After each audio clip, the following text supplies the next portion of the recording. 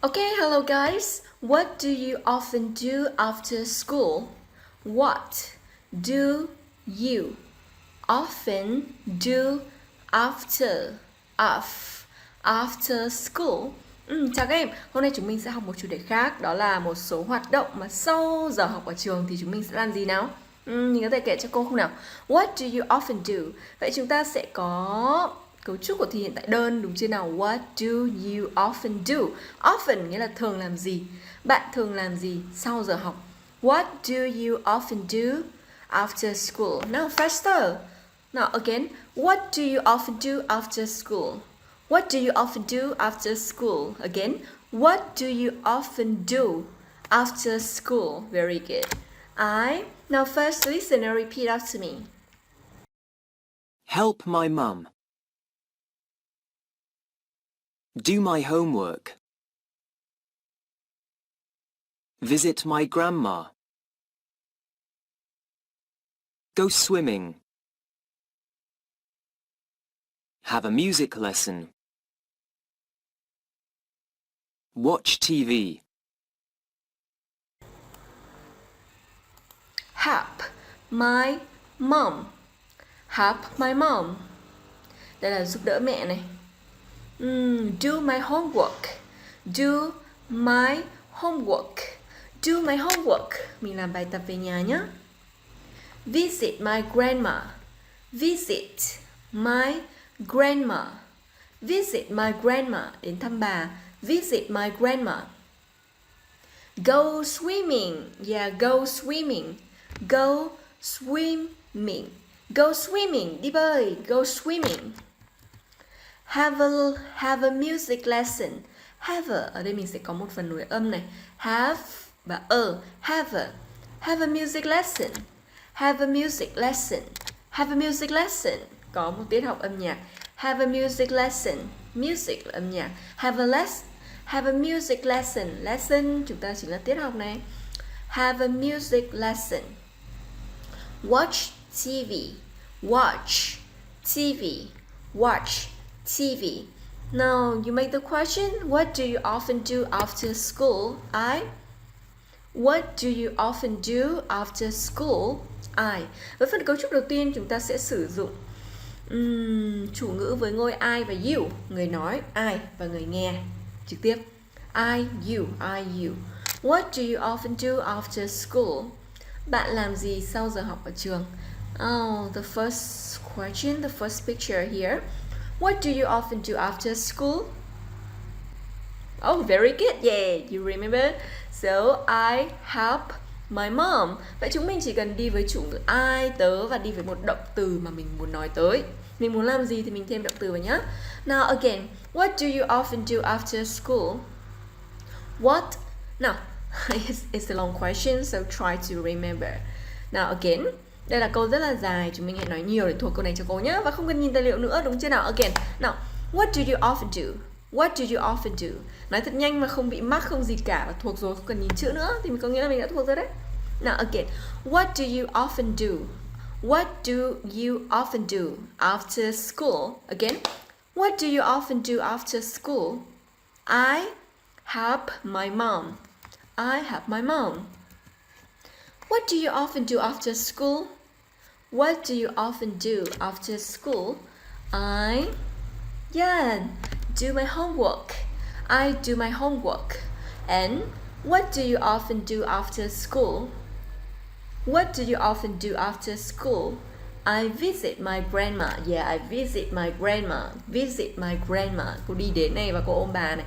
I visit my grandma. And what do you often do after school? What do you often do after school? Go swimming. I go swimming. What do you often do after school? What do you often do after school? I have a music lesson. I have a music lesson. And what do you often do after school? I watch TV. Yeah, I watch TV. Now, the next question. Phần thứ hai chúng ta học đó là cấu trúc liên quan đến ngôi chủ ngữ số 3. He hoặc là she. Cô ấy hoặc là anh ấy.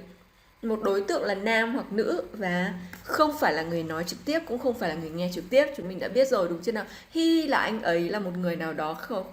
Ví dụ cô với em đang nói chuyện với nhau và hỏi về một đối tượng khác. Ví dụ như thầy John chẳng hạn, đấy thì mình sẽ dùng he. Hoặc ví dụ như cô Katie chẳng hạn thì mình sẽ dùng she, cô ấy nào. So what does, cô đã in đậm một số từ đặc biệt nhé, các bạn chú ý cho cô này. Trợ động từ ở đây chúng ta không dùng what do you, nhóm số nhiều nữa, mà mình sẽ dùng trợ động từ với nhóm số ít. Và từ do đã phải thêm es vào rồi này. What does he or she often do. Và sau trợ động từ does thì động từ của mình vẫn là dạng nguyên thể như thế này nhá. Nào bây giờ mình sẽ nhìn trực tiếp vào câu để mình nhận ra cấu trúc một cách cụ thể hơn nào. Nào ví dụ bức tranh này mình đang hỏi cậu bé này làm gì sau giờ học đúng chưa nào? Vậy thì với một bạn nam chúng mình sẽ không dùng you, không dùng I nữa, không dùng she mà mình sẽ dùng he đúng chưa nào? Và trợ động từ ở đây là does. What does he often do after school? Đấy là điều thứ nhất mà chúng mình cần chú ý cho cô nhé. Trợ động từ đã có sự thay đổi giữa do và does. Và sau trợ động từ thì động từ do của cô vẫn giữ nguyên mà mình không thay đổi nữa. Ngoài ra câu trả lời thì các bạn thấy rằng động từ đã có sự thay đổi rồi này. Với nhóm chủ ngữ số ít he, she, it. Với nhóm chủ ngữ có một đối tượng thì chúng mình sẽ phải thêm s hoặc là es cho động từ. Đấy là phần cấu trúc liên quan đến ngữ pháp mà chúng ta sẽ học ở một bài riêng nhé. He helps his mom. My mẹ tôi thì bây giờ mẹ của anh ấy chúng ta có từ his. His là của anh ấy. He helps his mom. Again, he helps his mom. Now one more time. He helps his mom. What does he often do? What does he often do? Now one more time. What does he often do? What does he often do after school? He helps his mom. He helps his mom. Phần này sẽ khó một chút nhé. Mình đã được thêm rất là nhiều kiến thức rồi này. Yeah, come on. Now, so she, what does she often do after school? What does she often do after school? She does. Động từ làm bài tập mình có từ do, homework, đúng chưa nào? Vậy thì từ do, khi chia động từ thì mình sẽ phải thêm es vào và thành đánh does. Ở đây không phải chọn động từ đâu nhá, mà là động từ chính làm bài tập. Do chính là một động từ mang nghĩa là làm cái gì đó. She does her homework. Bài này mình có thêm được cái gì nữa nào? Her là của cô ấy này. Oh, she does her homework. Again, she does her homework. She does her homework. Very good. Now, what does he often do after school? What does he often do after school? Luyện tập và nói theo cô liên tục thì mình nhớ được những câu dài mà khó như thế này nhé. What does he often do after school? So he visits his grandma. He visits his grandma. His là của anh ấy và her là của cô ấy. He visits, thêm s này. He visits his grandma. He visits his grandma. Now, what does he often do after school? He goes swimming. Go mình thêm es này. Đó. He goes swimming. He goes swimming. Qua bài này thì khi mà học ngữ pháp về thể hiện tại đơn thì chúng mình cũng đã hiểu ra một số vấn đề rồi đúng chưa nào? Trợ động từ này, động từ thêm s hoặc là es này. Với ngôi chủ ngữ số ít. He goes swimming. He goes swimming. Now, what does she often do after school? What does she often do after school? She has. Và từ have, động từ nguyên thể. Đây là một động từ bất quy tắc, nó đã chuyển thành has. She has a music lesson.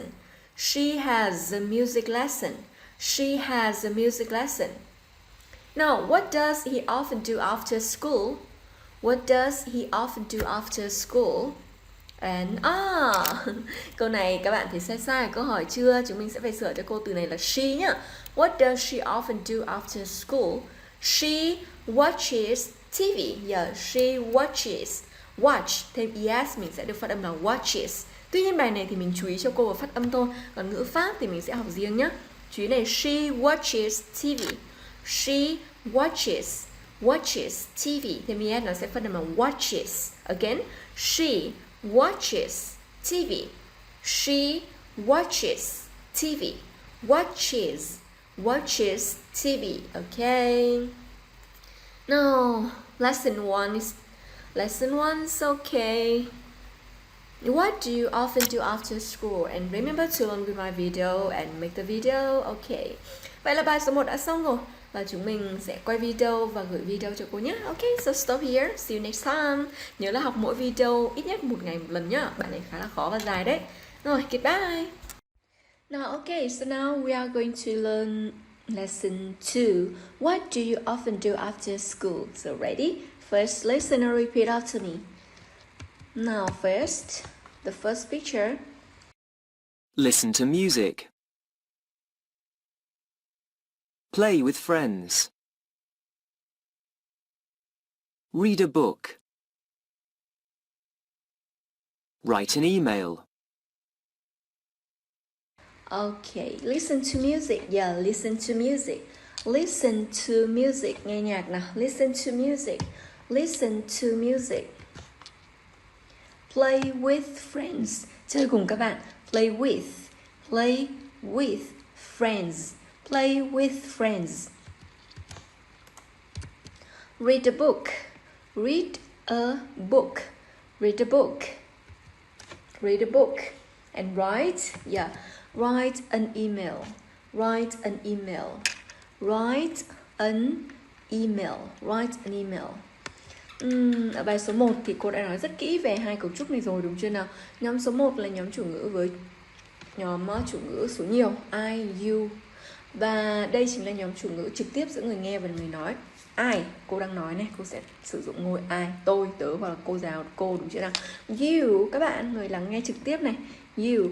Vậy thì vào trường hợp thứ hai đó là chúng ta dùng với ngôi chủ ngữ số ít là he, she, hỏi về các đối tượng khác. Ví dụ cô và em đang nói chuyện thì chúng ta hỏi về cô gái trong bức tranh này chẳng hạn, hay một cô gái nào đó.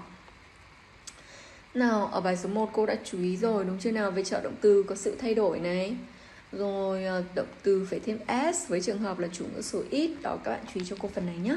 Đấy là phần liên quan đến ngữ pháp. Tuy nhiên thì bây giờ mình tập trung nghe và phát âm cùng với cô nào.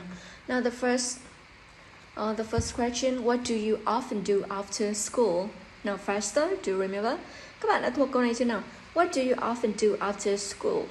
What do you often do after school? I listen to music. Yeah, I listen to music. Không thêm s và động từ với ngôi chủ ngữ là I listen to music. Now, so here she. What does she often do after school? Yeah. What does she often do after school? She listens to music. Listens. Và nhớ thêm s cho cô nhé.